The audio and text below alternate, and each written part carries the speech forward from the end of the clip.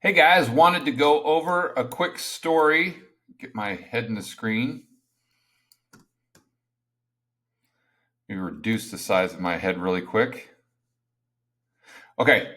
And first of all, though, I want to go over this story because it popped up and I think it's interesting on a lot of different levels, but mostly because by understanding the story and thinking it through, we can become better people, not just better investors, but better entrepreneurs, um, better fathers, better mothers, better children, just better human beings and become more successful and get out of our own way. Because usually that's the biggest hurdle to becoming successful is just our own ego or our own mental roadblocks that we set up for ourselves that just don't exist. So let me go into a quick story. My parents were divorced when I was 7 years old. So although I saw my father on the weekends, I was raised in a single mother household. And so because of that, statistically, I had a lot of disadvantages. Well, you say, well, what were they, George? Okay. Well, this is an article from Brookings Institute. And if anything, they're going to paint maybe a rosier picture because they're very far left leaning. I don't know how focused they are on the nuclear family. But anyway, listen to this. Children raised by single mothers are more likely to fare worse on a number of dimensions, including social achievement, including their school achievement, which I almost flunked out of high school, their social and emotional development. I was in trouble constantly, going to juvenile court, being suspended from school, detention. I mean, I cannot tell you how much trouble I was in, to the point where my mother honestly thought I was going to spend the rest of my life in jail. She was very concerned about me just heading straight to jail after I got out of high school.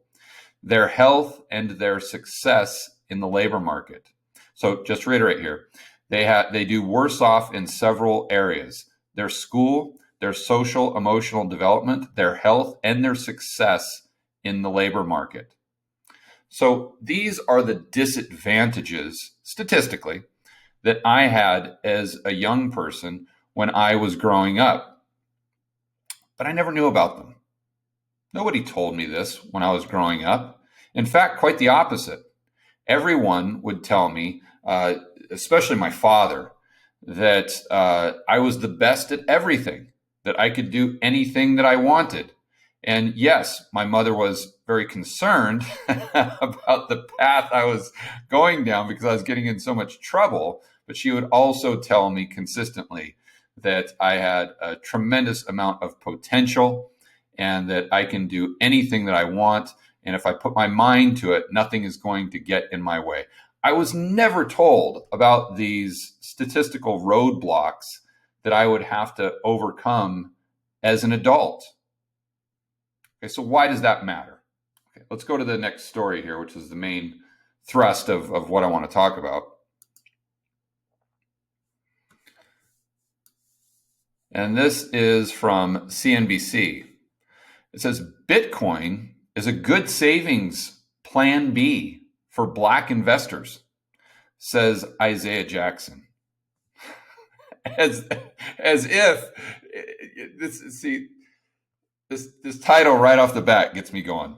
So it's a great plan B savings for Black investors, but how does that differ? I mean, if it's a great savings plan, then it's a great savings plan for everybody, right? I mean, why would it be a great savings plan for Black investors and not for other investors? Or why would it be even a better savings plan for a specific racial group? I mean, give me a break. Already we're going down the path of this victim mentality, and that's where I'm really kind of going with this. So let's keep going here.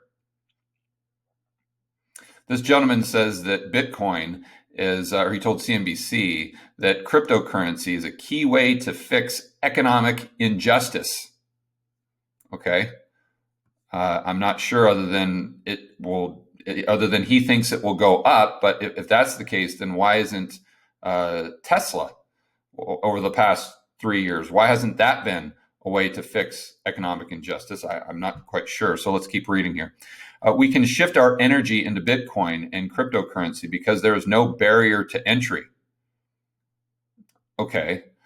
Other than the fact that Bitcoin is about $35,000 a coin, there's that small barrier of entry. And I know you can buy Satoshis and whatnot. So I don't want to give them too much of a hard time there.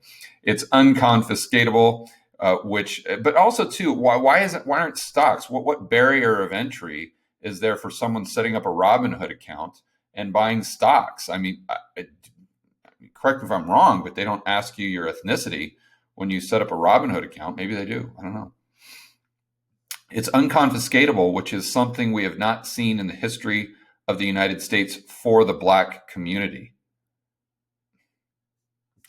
Okay. And then it kind of sums things up here. And he talks about how bullish he is on Bitcoin. But I don't want to read this whole article because the gist of it is that Bitcoin's a great way for Black investors to save, and it kind of reminds everyone reading this article that that the Black community has been oppressed and has been a victim of injustices in the past, which I totally agree with. I'm not here to dispute that. But what I am here to say is that what's our objective, right? What is our end goal? If our end goal is to help a group of people become more financially successful, let's say, are we going to do that by constantly reminding them that they're a victim? Constantly, to where every single morning they wake up and they know or they feel as though they might not be able to get ahead because they've got the short end of the stick, right? It just goes back to the story that I told you about when I was growing up, right? If you would have told me every single morning I woke up, and every single day at lunch, and every single thing I read, and every single teacher I had, and my parents were constantly ingraining it into my brain that statistically I had the short end of the stick. And it's going to be almost impossible for me to do well in life because I was from a broken household and I was a product of a single parent household, from a single mother, let's say. But I never heard that, ever, ever, ever, ever. So my main point here is to say that if we want to help or encourage a group of people to become more successful financially, we're not going to be doing that by telling them over and over and over and over again how they've been a victim in the past and how they've been subjected to this injustice for all of these decades and centuries. We're only going to be helping them by telling them what they can do, not what they can't do, or reminding them of the past.